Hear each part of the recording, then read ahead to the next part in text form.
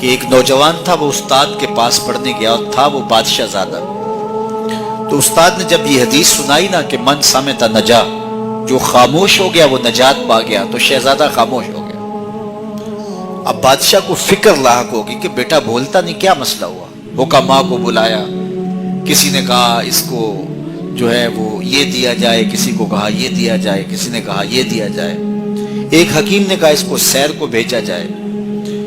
تو خادم روزانہ سیر کے لیے لے کر کے اس کو جایا کرتا تھا. ایک دن اس نے دیکھا کہ ایک درخت ہے جس کی گھنی شاخوں میں جانور بیٹھے ہیں.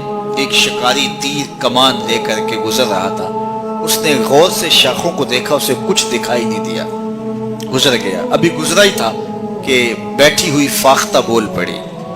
تو وہ پھر پیچھے پلٹا اور غور سے دیکھا اور تاک کے تیر مارا، پھڑ پھڑاتی ہوئی فاختہ نیچے آ گئی. تو اس کی زبان سے بے ساختہ نکلا، صدقت یا رسول اللہ، اے پیارے رسول آپ نے سچ کہا ہے. نہ بولتی تو نہ ماری جاتی، خاموشی میں نجات ہے. بادشاہ روز رپورٹ لیا کرتا تھا کہ بیٹے نے کچھ بات تو نہیں کی. آج بتایا خادم نے کہ یوں یوں ماجرا ہوا ہے. بادشاہ سمجھ گیا کہ یہ تو قصداً خاموش ہوا ہے.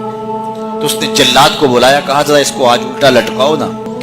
تو جلاد نے الٹا لٹکا کے جب اس کو کوڑا مارا نا تو پھر چیخا، کہا صدقتا یا رسول اللہ صلی اللہ علیہ وسلم، یا رسول اللہ آپ نے سچ کہا. فاختہ بولی وہ ماری گئی، میں بولا میں مارا گئی. خاموشی اختیار کریں گے، جہاں بہت ضروری ہو وہاں بولیں گے. زبان کی آفتوں سے بچ جائیں گے تو بہت سارے گناہوں سے بچ جائیں گے. اس کی آفات سب سے زیادہ ہے، سب سے زیادہ گناہ زبان کی وجہ سے.